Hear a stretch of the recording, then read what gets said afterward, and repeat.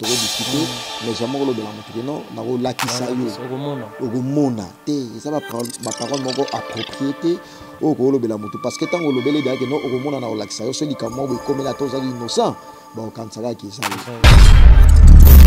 mais banse motango tangela neti ba un coup et ça engelo bani benga mana ko fanda ka bwina o maté devant moi na bana ngake non un coup engelo bani la nanse mona bien au moins que non ça va bêtises et belé en les caché mais ceux qui va université et université d'abord ils sont inspirés yo et quand peut se faire courage à la université so quand va classe c'est ça qui nous faut dans la musique congolaise on peut se dire on va désolé ozoka on va ranker d'abord héritier à ça la musique intelligente dans la scala yo katé artiste na ebe aimba insanité à masquer amour Congo Victoria TV abiso moko tolanda tozuwa banuze Congo Victoria TV ajibe kumalota le boss tolanda tozuwa banuze bala poto bana kin bana Luanda partout dans le monde Congo Victoria TV abiso moko ya boss jibe kumaluta hein, le gouverneur check.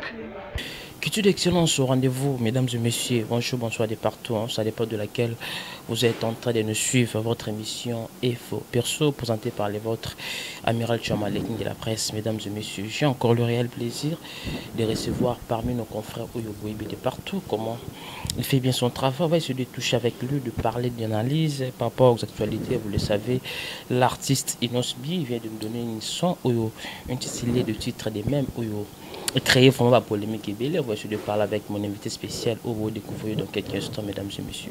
Laissez-moi vraiment remercier notre équipe technique qui travaille vraiment au four et au moulin. Merci à vous, Gisolo Presse TV, pour l'excellence du travail, sans oublier le prof Wassimbi Machine à montage, bon, la transition à Guitour, grâce à ce monsieur, il est vraiment excellent. Merci à vous aussi, ma consoeur Juma Ibel et le crobeux de la presse, la fille Orange. Merci à vous, notre boss chef, le vrai et le grand pétrole d'Alas Chibé Koumaloté, monsieur, très puissant, très humble. Merci à tous mes partenaires qui sont là pour me soutenir de loin et de près, des gens qui sont là pour nous assister. Nous sommes là toujours rendre d'abord à son sincère de dire merci.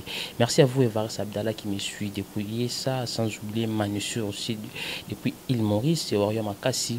Il a fallu pour un instant Dubaï, à côté de business des Arabes, bientôt à Zozongane, Île Maurice. Merci aussi à Omar Sidi qui me suit depuis les Nations Unies, précisément en Irak, Orion Makassi. Il a fallu pour pas mon vie au Dilom pour la boutique. Exemple à suivre les réseaux qui font les maman chouchou natati là, moi de la femme, bonne fête à vous, frère femme d'affaires depuis Paris, maman chouchou natati là, je l'insiste. Merci à vous aussi, Lorette Compressor qui me suit depuis Paris, Christelle Beau, la femme d'affaires, Jolie Massamba, moi je suis Simi Beau marché dans ma boucle, merci, bonne fête de femme aussi à vous, merci aussi à vous, Ritz Caping R10 depuis Luanda, Déborah Clamont, au Brésil, pour clore, Christelle Beau, la femme d'affaires, Giseloy. Fouron Labisso Bamona, Prince Bakali, journaliste de disque, on va essayer de parler avec ce monsieur. Il est vraiment intelligent et sage. Bonjour Prince Bakali. Amiral Chamala, bonjour. Bonjour nos fidèles internautes. Partout dans le monde, particulièrement na patron Azanakin, Mangaya Pichu, boss du bon séjour à Kinshasa. Et je m'avais très vite remercié.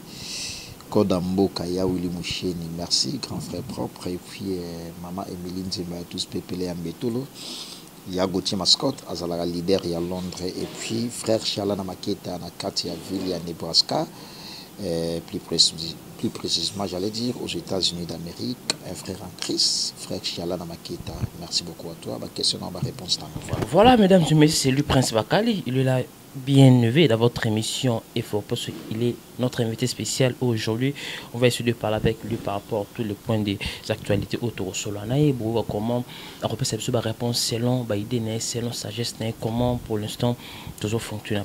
Prince Bakali, tu en as 4 points calés autour de Solanaï par rapport aux actualités, au côté à tous les artistes et musiciens. Tu es là, selon moi, dans mon vraiment, aux Alara, église au milieu du village, au côté à reste et tout, parce que le tout moment, presse et comme la préférence.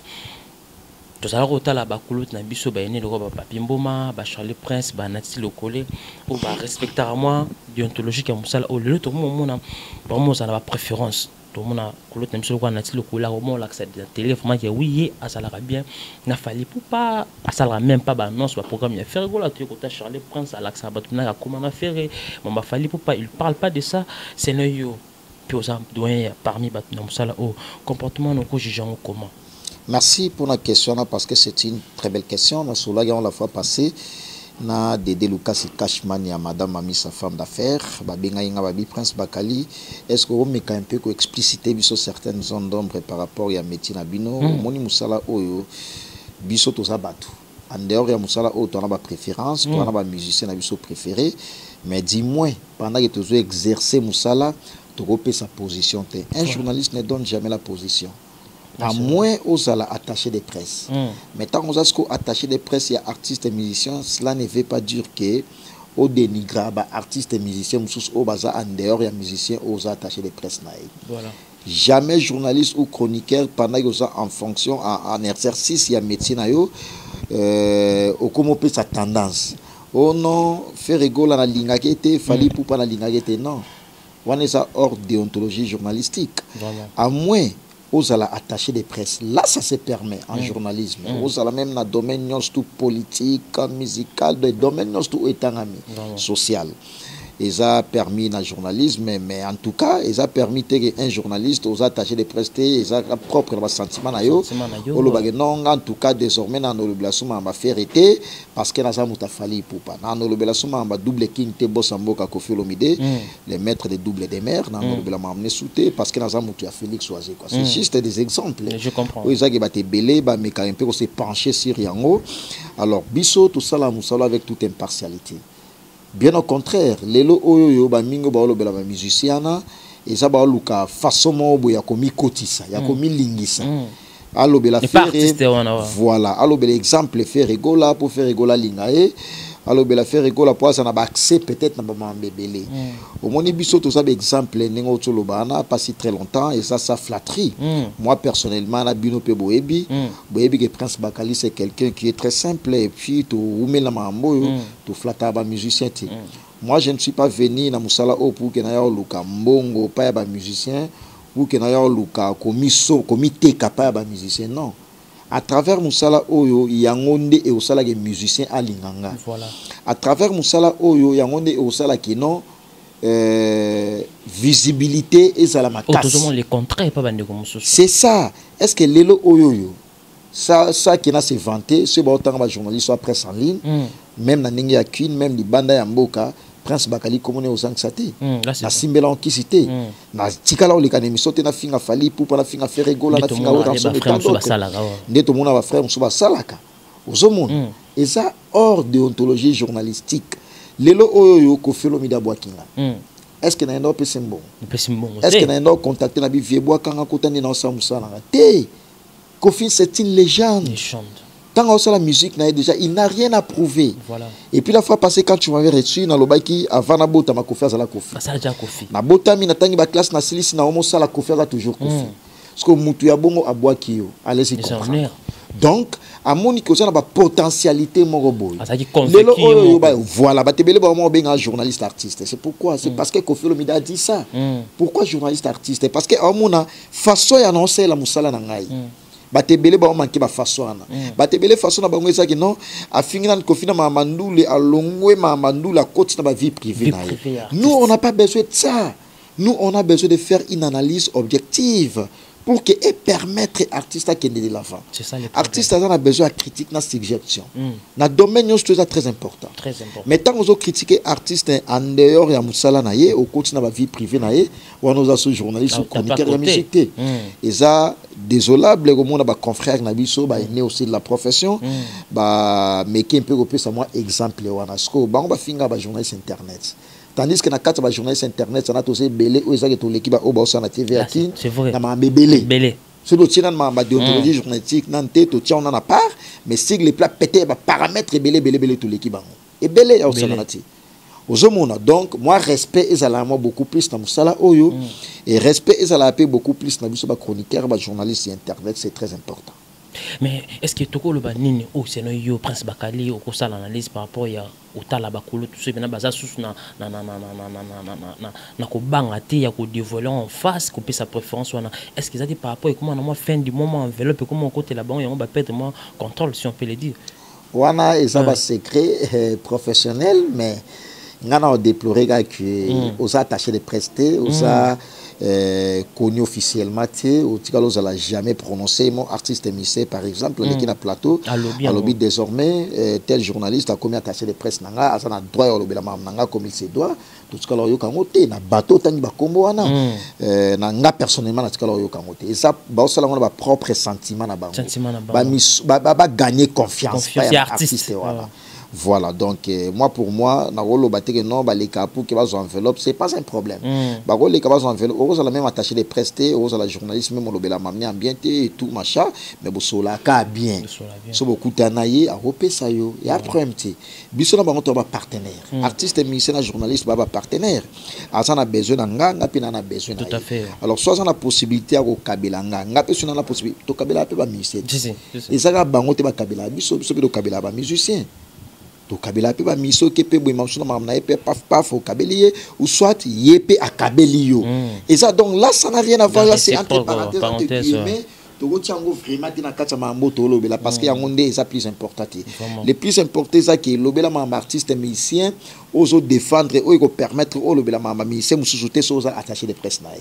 Mais ça c'est prononcé attaché de presse ya musicien té donc tant oso lobela makambuka kayaye oso lobela musicien mususuté là osa hors déontologie journalistique voilà. Comme exemple toko loba kolot na biso na tilokole tanga utaki poto na plateau nae le fait que ça a quitté ou les cas a joué plateau et a qui l'artiste fait régulier donc il y a zongi abi plateau nanga ba kits nanga ba tumsu ba tu ba artiste tumsu tala kits ndeto boki ba comprendre effectivement parce que ou les cas a qui fait régulier na plateau tout ça et déranger ba tumakasi qu'est-ce que je peux dire par rapport à réaction il y a tout acteur ça là qui va là c'est pas bien parce que bisoto ebi ba artiste a minenepe excusez artiste et patron notre triple nationalité congolais français américain notre l'artiste et monsieur patron les patrons de tous les artistes émissés de la diaspora, notre qui vit aux États-Unis d'Amérique, et Noël Kamal est nécessaire na Katia Djobour, Baebi Mambondi na Lobelango. C'est pas digne au monde en atilo collé, ou ça la peu fierté après ce nabiso. Alors, ça va propos, il y a beaucoup de réactions de cette manière-là. Ferregola, c'est un grand de la musique congolaise, il défend aussi la musique sur le plan international tant que national, à défendre la musique nabiso. Alors, soit l'équipe avant na Kitiana yo ou l'équipe pour le Belayango média, un espace médiatique. La télé, oui, puis non, aux autres ça imagine même na moi si on a bano baotala yo. Tout ça pourquoi? Journaliste, journalisme eza musala ya buzobate. Eza musala ya mayele. Parce que tant que ça la collecte, traitement, la diffusion, et ça mayele na mobimba ozo prouver yango. Mayele mobimba za wana, rôle na biso za to former to informer abatu. Tout ça n'a été pour que tu déformes à bango. On les a déformé batu. Oso informé bangote. Oso formé bangote. Natilo Koulé c'est un grand journaliste que moi personnellement je le respecte parce que c'est mon confrère aîné. Oso mona. Ce que tant que bim ça va propos ya bongo à l'occurrence ya Ferregola. Bisosko ba lekito lobanin pour la Ferregola. Vraiment. Et ça exemple à suivre était Ferregola c'est un grand artiste musicien tout devoir y ba respect belé parce que musique et ça facilité pour na osala yango au petit musique ou émerveillé mo kilo s'appelle si batou c'est pas une messe à faire au salé émission au s'appelle si batou babi non c'est une belle émission c'est pas facile et ça aux obim ça va potentialité ba mayele na yo caché voilà. Mais dans tout ce qu'elle a parti on est bakolo tout ce qu'on tu Charles Prince c'est déjà passé bah c'est ça la vidéo à kendo ça la bien vérification na hôtel du fleuve par rapport à préciser bateau l'artiste est fallu pour parler bazala na immeuble on a mais préciser bateau sur ba vidéo et on est mabete parce que ça investigation voilà investigation ça se permet en journalisme tant que déjà mamsou batou ba sala ba débat mo ba radio trottoir et tout machin alors bah non fallait à ça banda kubo il fallait ça banda kubo au moni biso to alors ba député à téléspectateurs et à public au batala biso ça va confirmation ba précision et mambe belé tant bino de abomi lo bela non fallait pour passer banda kuna cité du fleuve bon ngala journalisme mamso na beta et tout par curiosité na retourna mamso ba responsable de la cité du fleuve est-ce que mutu bazana banda kuna soit confirmé nga yango na na droit pe à informer que non c'est une caméra pour permettre batu ba non azala na kuna te ça ma bête vie artiste bon lo ba vie privée na yemoko boy ko la cacher mais papa oui ma personnel te wana ça ma privé te papa oui maloba yango personnel aloba musicien il faut en la voiture makasi ndako makasi bilamba ya makasi moi si pe ya makasi ça compte tout le monde a peu ba américain ba star américaine tout le monde a mamsou moi sinaye a sombi villa mo be place mo ba publier en lobé yango ba mission na biso ba la culture wana ndaka ko felo mide yo biango ti ba te bele ba biango a ça la possibilité que non ba pe adresse na été mais to yeba na biso yango parce que la star ndako ya faire rigola ana bon va ba tout nyos tout ba biango mais c'est les chanteurs la poule à cause de notre suprême universel héritier watana yo ba ndako na ye donc et ça ma vie privée coûté tant on va ça débat na fali pour pas ananda kuna cité du fleuve peut-être là je suppose mbala mususu akinda pa ndeko na yemongo bwa sala kuna ou aminae akinda rendre visite tant on va mona ngo de plus en plus ba kansani aseke fali apianda kukoto ce que pourtant ça va preuve ba confirmation dans état journaliste que nous sommes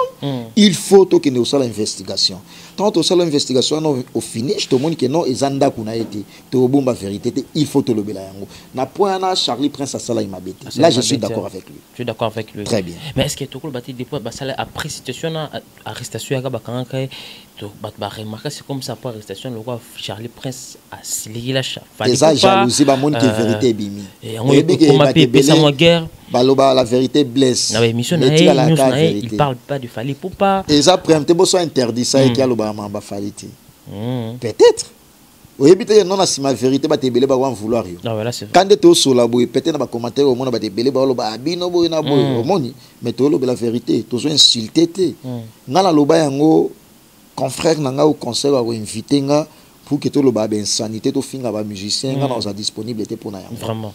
Tu le sais bien, avant la scène émission, tu sur là d'abord, tu sur la sirnine. Voilà. Tout ça, le développement, il y a solo, tu sur la maintenant, il y a un sujet. Pour permettre de la positionner, pondérer par rapport à Mambo. Voilà. Charlie Prince, en tout cas, ce Bakanga qui est peut-être, il y a pour la vérité. Ninga Bimusaki, Balinga, Batuba, Tikala, la ignorance, qui est à la pour la cité du fleuve, Tanis Kazananda Kukunati. Oh, peut-être Batbaebi. Pour Bisso Bato, tu es bien, Banda, pour la cité du fleuve, ça va inosbi. Wana mututu ouais non bien parler na cité du fleuve wana batutu ba bien on ba HB Balume mon privé a bien on les grands réalisateurs de l'Afrique centrale HB Balume a ebi que Prince Bakali a kosarate na lobaka vérité innocent azananda kuna cité du fleuve à part innocent artiste mon côté ananda kuna cité du fleuve voilà parce que Bakali to kangim so parenthèse parce que ba taper de partout ba comprendre comment c'est passé ils ont dérangé ba de partout tout ça na 4 milliards presque le tout le monde internet presque comme partagé tout le monde ba frère na biso na internet sur groupe de ba comment bazalara na faire kola ba sala ba émission ba analyse comme ça faire kola ba critique Fally Poupa kotope et ça na ba chroniqueur oyo ba commissaire Fally Poupa ba critique faire kola pour citer les notes ba Thierry Mombaya ba sala na Fally Poupa ba killer ba ta faire ba les bouga ba ta faire et comme killer on t'a fait ouais moi je te confirme et comme groupe pour moi le mec oui 5 4 chroniqueurs oyo basala na faire gola bataka Fally Poupa babuya Fally Poupa na oni so sala koto ba Mombaya toke bazamo BLP groupe wana système wana tu trouves ça comment oyo zala na la position tu restes toujours mis église au milieu du village tant autant la bango ben analyse baso quitter ça peine artiste songolo pas des artistes là tu trouves ça comment de le presse ne comment ça fait très mal mais bien au contraire côté moi peut ça la capacité parce que ba mingi ba ça va parvenir Mingi va parvenir, balamuki un bon matin, balakseninga ote ma devant la caméra, puis prendre des micros, parler et tout machin. Mais tant au monde nous salo passi au sakana ngoti. Vraiment. Moi je n'ai aucun intérêt à flatter artiste et musicien. Si moi je parle de l'artiste et musicien parce que na solana ye et puis na zo ba précision d'information auprès de lui. Il y a un peu ça respect. Mais tant aux flatter, aux lobela mamsou maman boyona misana bo solate, o gagner confiance.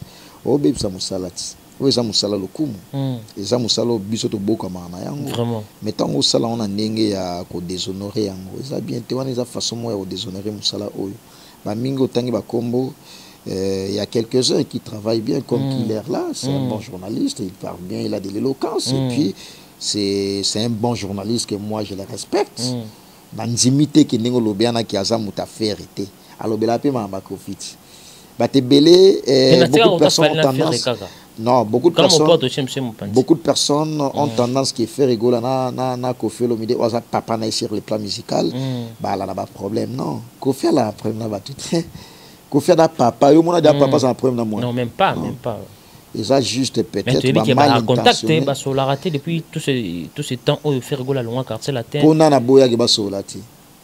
pour qu'on fasse le ban à TV le ban non moi non par rapport à clip ou ça la enregistrement dans ce clip parce que va n'étant à longwa il quartier latin assis ça est contracté ouato le bela assis ça contraté c'est la vérité assis ça contraté Kofi aussi avait la possibilité il y a comme imagine instance judiciaire tu vois mais à ça là en côté à bengi les sous bas ça la featuring ça le clip tu maintenant je t'en Kofi ça la mabe non tout est respectable qui leur parle de Kofi Olomide aussi également qui leur parle de l'artiste Miss Héritier Watanabe et tant d'autres donc Asa Mutuka a fait héritier. Moi je parle de qu'il fallait pour pas faire rigoler, il parle plus de fallait pour pas mais peut-être quand ça analyse naie ou azolo la vérité n'engé zaleli tant on la vérité n'engé zaleli pourquoi tu tiens que Asa Mutuka fait rigoler parce qu'azolo la vérité non il a même pas parlé de qualité de l'artiste fallait pour pas il y a le bagage non fallait pour pas c'est un grand artiste monsieur congolais même l'émission n'a pas oui et ça m'a bêté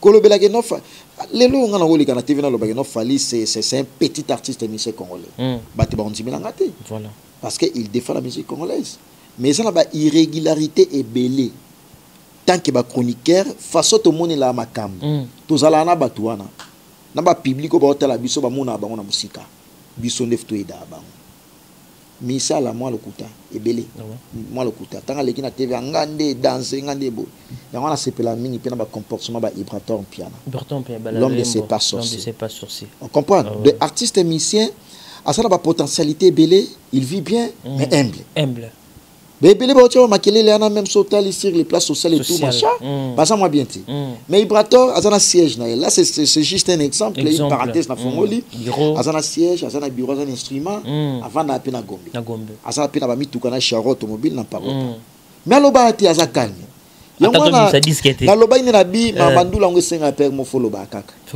pour ba Kofi baba maman na ba prêtre me aloba ka a payer moi 40 ka bo fo alobela ngo oui ils sont normal na musique parce que les Américains sont là. Dans un pays où ils ont non musique, ils ont pouvoir, ils ont place, ils ont respecté. Mais pourquoi pas Yabiso Balobela? Prince Bakali, on a profité comment quand tu parles toujours le nom de Kofi Olomide. Kofi Olomide a à Paris. Kofi Olomide a eu vaccin à Covid-19. A lancé à peine à Batouba vaccin on a des gens au Batombo qui n'a qu'une Kofi Olomide comment fait-il continuer à Batouba soit ton grand tebi ton grand ils ont créé. Ça m'a bé un mot par rapport à ça aussi. Asa leader d'opinion, tant à l'oba gaza prophète et roi. À la première artiste à Zutonga. Voilà. Tant à l'oba gaza prophète et roi, asa lettre A. Tu bien alphabétisation, tout ça na 26 lettres. 26 lettres. Lettre à liboso za la A. Ba lettre non stotika la na bana, ba bébé a. De Kofi Olomide za number 1 ya Congo, tu peux si danzela. Pourquoi pas ba balanda? Yo quand tu suis là il bénéfique pour la santé Kofi Olomide nga qui ne se vacciner. Vraiment. Ake au sala yango parce qu'il y a ça bénéfique. Mais on a remarqué dans Congo il y a beaucoup de personnes par rapport tout le monde a vidéo ou bazam en boka libanda. Il y en a pas réaction ma bé. On met confiance à vimbi.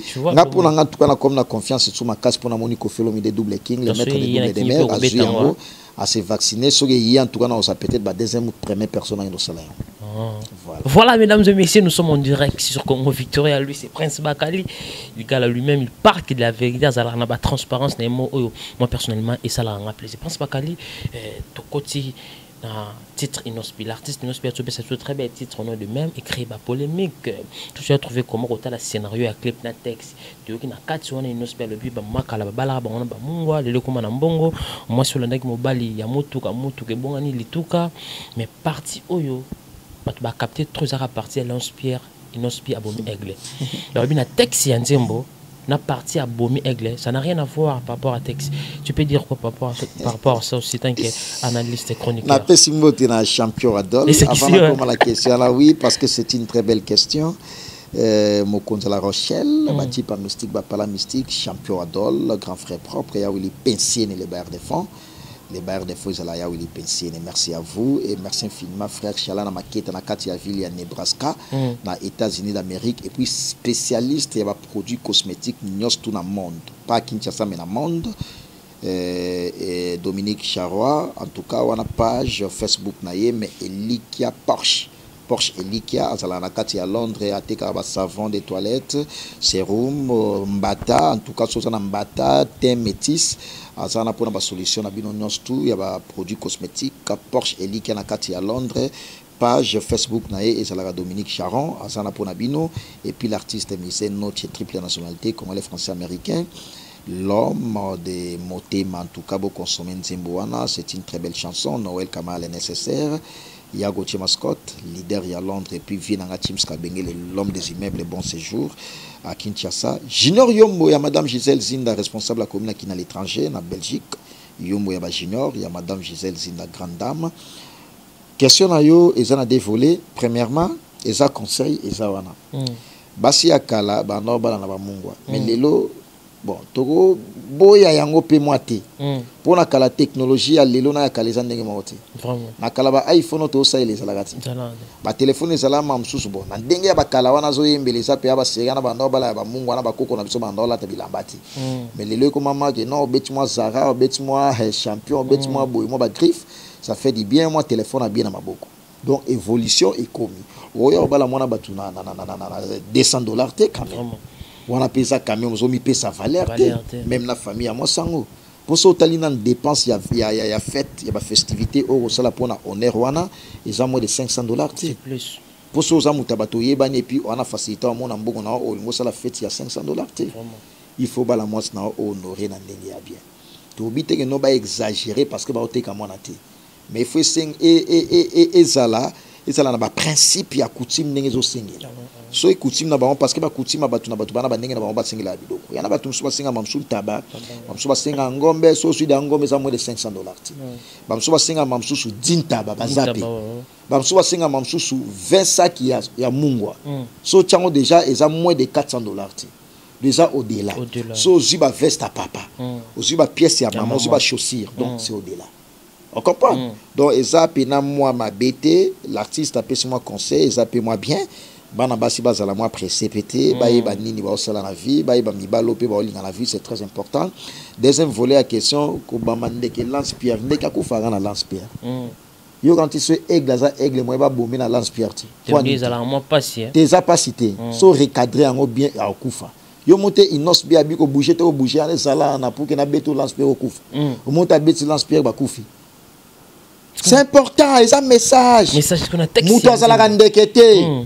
Yondo zana na robengo ndekete, na robengo soso. Non, écoute, c'est slogan par rapport à vision parce que nyama zala un exemple moto copier. Quand aigle tous de partout, baby aigle a sa vision azala na kude ya mona musique, tu vois de le sens là peut être moto ko surnommé. Vision aigle na muto ande moko. Non, mais est différent. Nini leki. Ya moto. Voilà. Pourquoi oza muto mi bengi aigle?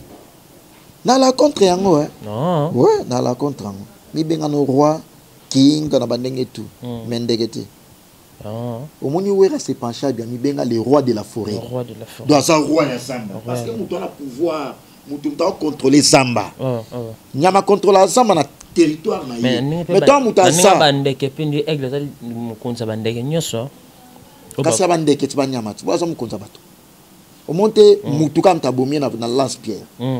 Pourquoi? Parce que nous avons le pouvoir, nous avons la vision. Nous avons les mots, nous avons les quatre, nous avons les cabilots, nous avons les texte est innocent na neto ki nzembo wana na partie wana na to ki na réalisation parce que nabi ki pose fort de côté mamona est-ce que ba clip ils a peu de père message ya nzembo na réalisation un clip na texte est-ce que ça de père boma avec le wana et ça de père et ça de père au moni na sepela na artiste innocent biso to ba journaliste na âge za petit na biso mais ça artiste oiseau de fan mboka partout dans le monde.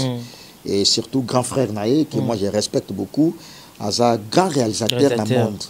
Donc tout ça dans Congo dans le monde parce que so retoyer ba valeur ya batuté. Vraiment. Au moni HB Balume wana net na 2020 na 2021 taleki asati. Là c'est vrai. Côté réalisation on sala ba clip ba mi c'est belé ba roga ba wilolo ba tout ba diamond et tout machin. Asa honneur ya Congo. Siko asa grand frère ya innocent. Toi tu penses que ton conception ya iloko izali ba innocent tapé à côté. Non. Jamais. À part nan HB Balume wana. Innocent asana ceinture, asana ba grand frère ou isa ki ba relation ou ba produit ki ba conseil. Asa petit à autorité, asa petit à ba vie. Tant asali conception mo boy, asa artiste, asa entourage. Ba vandi ba analyser on ba big non, d'aller bon. À taper à côté te et que des pères na clip. Voilà. Voilà na principe bakalo monyo. Ngana mona obongo là avec toute impartialité ça parti pris pour la côté la motuté je n'ai aucun intérêt à côté la motuté non pour la légalas systématique ngana la bongo. On a pita la vérité. Ngana na la pita Willy Musheni Kodam. Parce que tala na pita Willy Musheni Kodam na rosa na complexe motuté. Na pita ba Nixon boutique à bière de luxe la grande moisson. Na za pita ba ndia ba foule luki sous chinois noir. Les véritables les sels. Fou les lookies sous chinois noir. Patrick Image, Charles Yamond. Donc ce sont des grands messieurs. Parce qu'il y a du chant qui dit l'artiste non subi à Mankara. Fallait pour pas respect. Na yope ocho les gars acha aigle na kati yanda kuna ya kaf na bondi bata bona kati on a kanga azo chapeau à la taba. Oh fallait pour pas l'attaquer. Donc on a fait 3 clips oyo et nous allons là-bas signe. Oh ils ont l'accès non subi azo manquer l'artiste fallait pour pas respect. Attends comment fallait? Non. Qui on a payé sur exemple bleu quoi ça là au bateau voilà pe afo débat ponga pe na oleka ngana oleba na bige no innocent manka fali pour par respect sur na moni atangi ko fali pour pas so atangi ko et après mT ya na ba bêtise monsieur ezala masqué ba bêtise de belé ba mise belé ba binsi ba opis na bango ba le 18 wana ti les obeta ba ba bêtise na ba bêtise celle nzembo zo beta bieza sans insanité za université yoka titre université ko felo de chanter par Sini Leker ba nzembo ya héritier Watanabe mais c'est les chanteurs ce sont de très belles chansons ozomona que et ça na ba chanson non likolo c'est des chansons parmi les chansons maki de 18 wana toi tu sais qu'il y a des universités un coup titre nzembout est-ce que on a décortiqué est-ce que nzema bon autant a un colo comparé on a université c'est ça polémique c'est ça pour au moni na loba yango Fally c'est un grand artiste monsieur congolais faut bien surtout respecter tous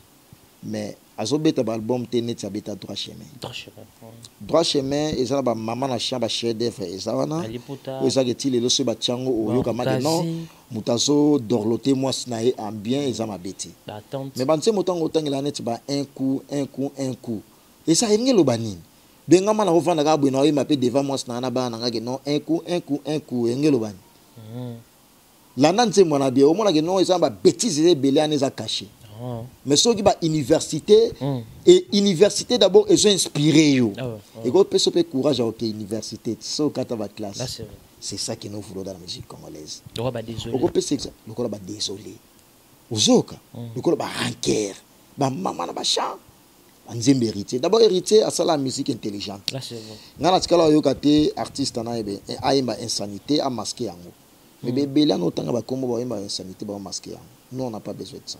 Est-ce que ça des factions et tant aussi on dit tant il y a du mélomane au peut pas c'est pas na ba texte mélomane na ga bisot bobiso to ba zoba na ba to ba to tangi pe parce qu'il y a d'autres personnes ba c'est pas na ba texte wana ba se retrouver na ba boîte wana ba mal intention wana tout ba ça ça melima sanga langue ya comment ça la ba bizarrerie drôle à la sona contrôle de mon ayom to mélité vraiment mon père au langue bo memi o matina motuka bokei mais il y a au conduire bien parce que ça na état moya ivre.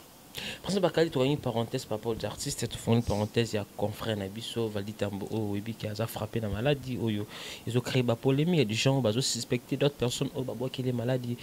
Tout ça, désolé, par rapport à la maladie, des gens parlent que c'est manqué de gens, parce que tu as des circuler qui, les gens captent seulement que oui, des personnes qui causent là. Manqué, à boire qui est malade, on a battu ce malade, les gros dos, tout ça maladie. Bon rétablissement à toi, mon ami. Lui, je l'appelle l'intello de la presse. Parmi ceux qui font bien le travail, Valdi aussi faire partir parce que Aza journaliste soit Tangel Moussala Oyo, il a fait les fasciques. Aza moi n'a pas l'air. Donc, Bissoto a trop fier. Il y a Ozalana il fascique partout. Valdi, Aza journaliste, il a l'automne en mon état en tout cas. Ça fait très mal. Ça me fait très mal parce que Aza n'a état très critique. Aza l'a bien été, on l'a bien été, on l'a bien été, on l'a bien été parce que Babilo est bimiana. De Bazuli Gorodo, Bakomission en Katinamutu. De tout le monde a bloqué ça là, na tota ligorodo ba comme ça na katina mutu. Donc ça fait très mal parce que une information ma possession à qui nèg hôpital batindi bango ba ki no mona ba sal na nzambe c'est ça maladie moko c'est ya beza spirituel au moni mutu abwa ki la mutu maladie ou ça incognité.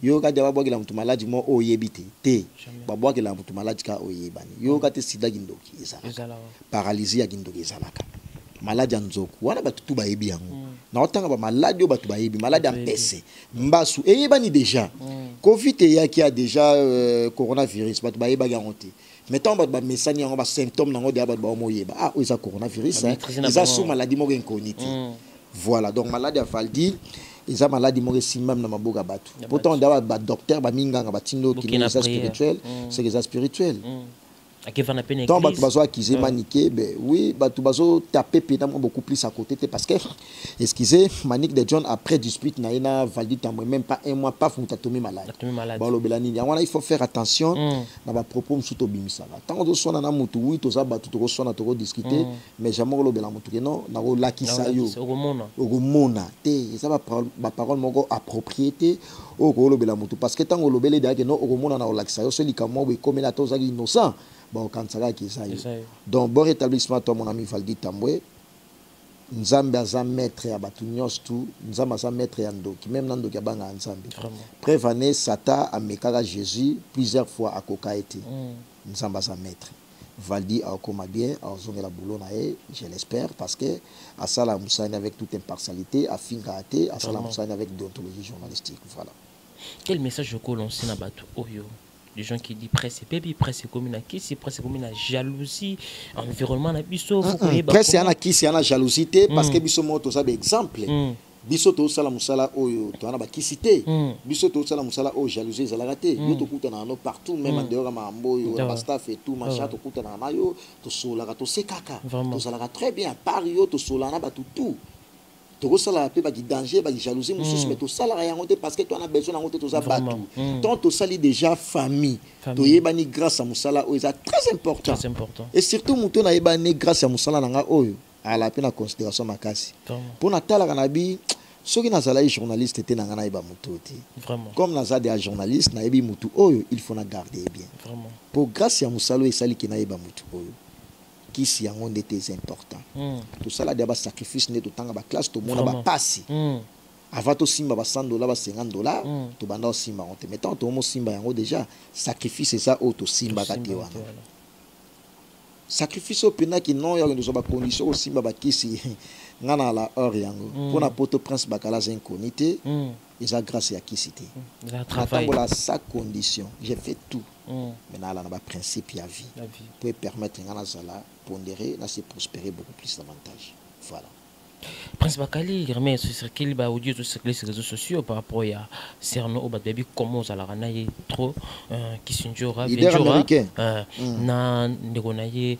Manique de John ba audio sur circuler ba soigner ou soki ba soki mabete moko olala na se Manique a mal intentionné d'abord Manique baza parmi bato ba yo baby sa presse baza bato ba yo baby sa presse atangeli yango te ba kisinjoro mpe mo yango na loba inezaka faute na bi memele lekeli yo petit ko sola ko sala bien memanga mutu na internet so ko musayando simba ya micro na ogai bo jom solo babino kisinjoro ayo simba sa lupango na ye na Béatrice Hotel tandis que to ebi Béatrice Hotel eza banque eza place commerciale eza hôtel comment kisinjoro eno simba beaucoup ya lupango na ye na hôtel tebi ba ino simba na ba banque pour au défambongo parce que ya za na e banque te asa hôtel ako simba la on a raison nini puis kisinjoro sala na mbongo ngo nini parce que elle vit bien azana bandaku a vivra bien à la lanzalate elle s'habille bien moi na ya vivra bien mobali na tout machin mutuka na e so no simba la on peut ça na soni c'est faux et archi faux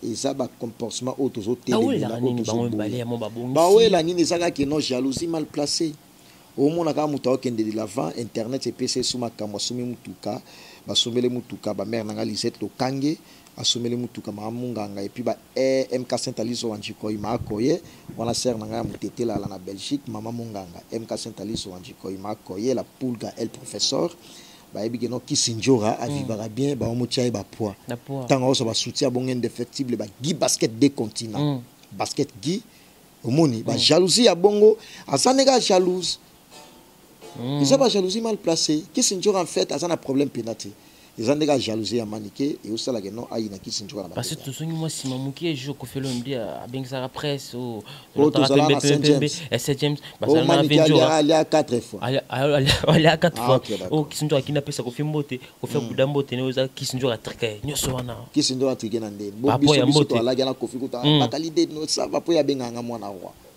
ndeni ça va bosamboka abengaki bongo nyonso bongo pourquoi parce que ye alingaki kofi asala nini mpona ye manike aya oyambe na nzoto bapesa yo des choses moi comme ça non babina ina kisinjo akofi abengi kisinjo na piste babini batutu basepeli babini pe na rumba parce que manike jalousie wana elataki ye alingaki ezala ye azo sikisa makambo kisinjo asala na quartier latin international bana pouvoir nde mona na manike te kisinjo na succès nde mona manike te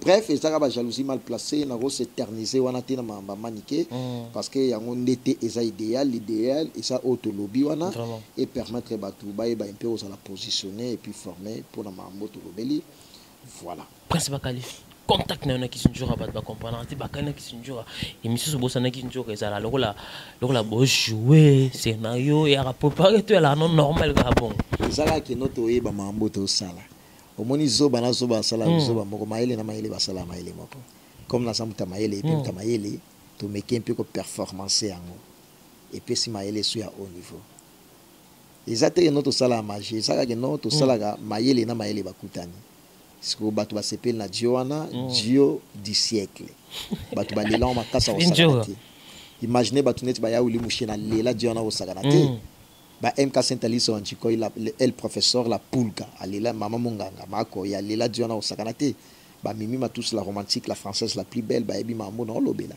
ça maman na dio ba notre triple nationalité congolais français américain ba Noël Kamal est nécessaire ba Dédé Lucas Cashman ya madame Mamisa tout à l'heure là. Nous avons Samsung A41 et y a qui déjà le lot dans Zwango. Grâce à Dédé Lucas Cashmani, merci à toi, na femme d'affaires, moi Snae, madame Mamisa Lucas, couple impeccable, et puis Junior Yombo Yabayombo, responsable de la commune à Kin à l'étranger. Il y a grande dame Gisèle Zinda, Wakenda Sango. Toi, tu peux dire quoi là-bas, qui sont ok, mais comment ils giraqué pour aux alarnés bon. Sauf à non, dit maintenant qui sont à l'année bad bakansaga. Petit bout de banane. Parce que asa social, asa la na respect à batu. A grande sœur na âge, na binga la massa na. Massa na prince bakaliande nos actes. Pour li anaye, tout melanaye, tout tamboula anaye, donc qui sont représente beaucoup de choses pour moi. Vraiment. Kisinjora. Na otika lozala ingraté pour na Kisinjora wana. Doit ça plus que mambebele pour nga. Ba mingi ba ocha makelele en tout cas ba na place que Kisinjora devant. Principal to chité na yo lelo ba jeune idée ba komi belé ba so manta. Est-ce que okiko préciser ba to ba artiste o ba sala musala bien na ba texte bien o isa la fierté en moko même. Ibraton piano. Il y a les Ibraton piano artiste et musicien. Il y a Makasi, déplique pour ma nièce. L'homme de stabilité. Voilà, artiste Makasi. Berité Nante. Berité te. Déplique na Ibraton piano. Gianni Pachape. Gianni Pachape. Azoya Makasi, Aoya bien. Et Patrick Beckham pe na mono ya moi bien. Voilà masana ya moi bien. Mais bah Ibraton puis en andé na déplique na bani là bas. Est-ce que tu as eu le temps aussi Royoka mon titre c'est pas sorcier non et bimite. Quand la répétition. Répétition. Ils sont vraiment ça na bani la ngwele ka banja di l'état. C'est vrai. Tu as eu sur le temps Royoka déplique pour ma nièce ba titre bimba biso ki mo malembe. Promotion. Temena temena ndé en tout cas so kabwana mobile no pika. Netinga maso kabwana nga pika na temena tembe. Tout ke baso petit tout mona mage no ba tiepi anzembo côté ko faire bois kanga na ba bandela ngo ba 1000 fois. Pour nous comprendre peut-être mikolo ba DJ tout c'est comme si bon ba fan nga. Attends à zati aux hommes la vidéo quand il appartient à parce que solo ana bango bien. Merci na batunyo sto bakalibiso là c'était vraiment une parenthèse l'importance l'essentiel a été dit. C'était vraiment l'émission de Amiral Chamala, un journaliste que moi personnellement je les respecte bien qu'abinga moi trop moi merci beaucoup. Mais là-bas il est là disponible pour que tout sur la longue et à large par rapport il y a actualité où ça Kisiko Kilelo nde monito soli yango merci na batu nyonso batali so partout na monde merci na maman na ngai maman Emeline Nzemba tous pepele ya mbetolo maman na kati ya chaque fois maman tous pepele ya mbetolo fidèle wana maman na ngai maman Emeline Nzemba tous pepele ya mbetolo et puis responsable patronne il y a MHLMB bar na Wuleri et puis shop resto à Banda Sinkine Baoba école Saint-Michel Nzete à Baoba avenue Sundi MHLMB Shop restaurant et salawana chez Ya Marie Hélène Linongi Mama grand prêtre à sa patronne en Mbungi Belé Ya Marie Hélène Linongi Mama merci na ya Gauthier Mascotte merci na batunyos to batali biso merci également na yo moko pour la opportunité à vous inviter ngai na chaîne Nabino na moni boza organiser ma matos ya bien ma tout OK merci beaucoup. Voilà, mesdames et messieurs, nous sommes arrivés pratiquement à la fin de cette émission. Si vous avez aimé cette émission, dis merci à notre équipe technique qui travaille vraiment au four et au moulin. Merci à vous, Guissolo Post TV, pour l'excellence du travail. Merci aussi à vous, notre monteur, le professeur de tous les monteurs. Ça n'engage que moi parce que Azav m'espère à la matière. Merci à vous, notre boss chef, le vrai et le grand pétrolier de la CJB, comme l'hôtel, monsieur, très puissant, très humble. Merci à vous, et Faris Abdallah qui me suit depuis ça, Manu sur Sidi, depuis Île Maurice, Warrior Makassi. Il a fallu pour pas. Merci aussi à vous, Omar Sidi Nakati. Il y a Nations Unies, précisément en Irak, Warrior Makassi. Il a fallu pour mon vieux Odilo Mampouya boutique. Exemple, sur le registre qui font les seuls et uniques opérateurs économiques contre en Afrique centrale. Mauvais Chico, ma belle maman, mes amis personnels de Ferregola, juste de nuance. Merci aussi à vous, mon ami personnel qui est nuance, garçon de la ville, ma belle Chic 2, ma belle Chic 4, maman Chouchouna, Tati là, vos femmes d'affaires depuis Paris, Christelle Beau, la femme d'affaires, Laurette Compressor. On se retrouve à la prochaine pour d'autres vidéos. Abonnez-vous massivement sur Congo Victoire Télévision pour la suite de notre émission. Merci beaucoup. Congo Victoria TV abiso moko tolanda tozua banuze. Congo Victoria TV ajibe kumalota le boss tolanda tozua banuze. Bala poto, bana kin, bana Luanda partout dans le monde. Congo Victoria TV abiso moko. Ya boss jibe kumaluta. Hein, le gouverneur. Check.